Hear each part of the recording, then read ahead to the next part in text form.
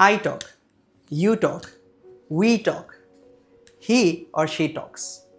Why? Does he or she talk better than me?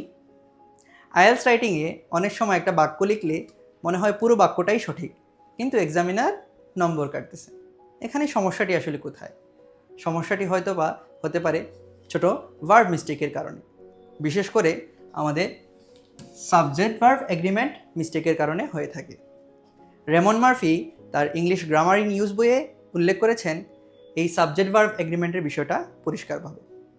উনি এটা বলেছেন যে যদি আমাদের কখনো সাবজেক্ট সিঙ্গুলার হয় তাহলে সেটা আমাদের ভার্বকেও সিঙ্গুলার করে ফেলে, এবং উনি এটাও বলেছেন যদি আমাদের কখনো সাবজেক্ট প্লুরাল হয় তাহলে আমাদের ভার্বকেও সেটা প্লুরাল বানায় ফেলে।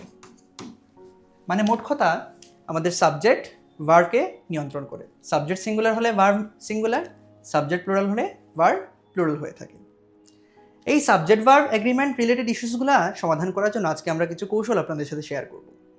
চলেন প্রথম কৌশলটি জানা যাক।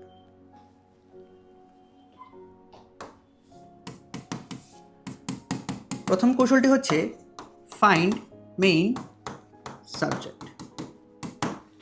একটা বাক্যে অনেকগুলো শব্দ থাকে এবং এই অনেকগুলো শব্দ থেকেই আমাদের মেইন সাবজেক্ট খুঁজে বের করাটা অনেক সময় চ্যালেঞ্জিং হয়ে পড়ে। আজকে একটা এক্সাম্পলের মাধ্যমে আমরা জানার চেষ্টা করব কিভাবে মেইন সাবজেক্ট খুঁজে বের করা যায়। First example,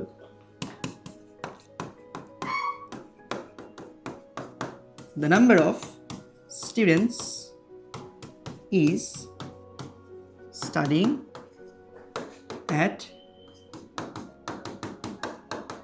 হ্যাক্সাস।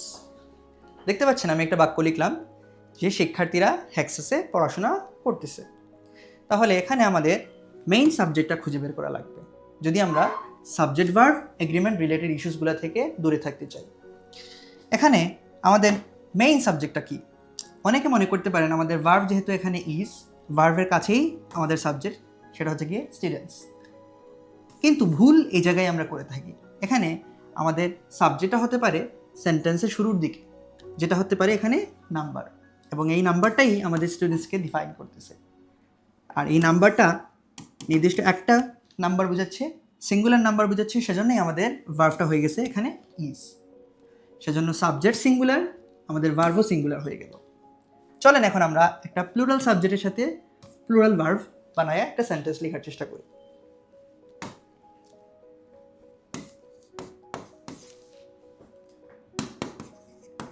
The groups of teachers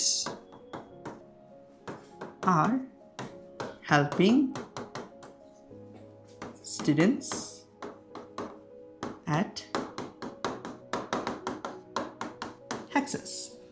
এখানে দেখেন আরেকটা বাক্য লিখলাম যে টিচার্সদের গ্রুপ সংখ্যা তারা কি করতেছেন, শিক্ষার্থীদেরকে সহযোগিতা করতেছেন হ্যাক্সাসে। এখানে আমরা অনেকেই মনে করতে পারি আমাদের মেইন সাবজেক্টই হতে পারে টিচার্স, কিন্তু টিচার্স মেইন সাবজেক্ট না হয়ে আমাদের মেইন সাবজেক্ট হবে গ্রুপস, কারণ সেন্টেন্সের শুরুতে আমাদের সাবজেক্টটা এখানে ডিফাইন করতেছে গ্রুপসকে, এবং এই গ্রুপস যেহেতু প্লুরাল টিচার্সদেরকে বোঝাচ্ছে এবং এই টিচার্সরাই এখানে প্লুরাল হয়ে দাঁড়াচ্ছে, সেজন্য আমাদের সাবজেক্টটা হবে গিয়ে গ্রুপস, প্লুরাল সাবজেক্ট এবং প্লুরাল ভার্ব। তাহলে যে কোনো বাক্যেই আমাদের খুঁজে বের করতে হবে মেইন সাবজেক্ট, যেখানে আমাদের সাবজেক্টের সাথে ভার্বকে মিলে আমাদের কথা বলতে হবে। চলেন আরেকটি কৌশল জানা যাক। আমাদের দ্বিতীয় কৌশল, identify tricky plural subject. Tricky plural অনেক ক্ষেত্রে আমাদের subject verb agreement related issues তৈরি করে থাকে। যেমন কিছু উদাহরণ দেওয়া যাক। Children are playing outside. এখানে দেখতে পাচ্ছেন আমাদের সেন্টেন্সে বলতেছে বাচ্চারা বাইরে খেলাধুলা করতেছে। এখানে সাবজেক্ট হবে কি আমাদের চিলড্রেন, এবং চিলড্রেনকে আমরা অনেকেই মনে করি সিঙ্গুলার, বাট চিলড্রেন শব্দটা হচ্ছে গিয়ে প্লুরাল, সেজন্য আমাদের ভার্বটা হবে গিয়ে are. The official Cambridge guide to IELTS বই উল্লেখ করা হয়েছে এমন ছোট ছোট গ্রামার মিস্টেক করা মানে আইএলস রাইটিংয়ে স্কোর উল্লেখযোগ্যভাবে কমায়া ফেলা।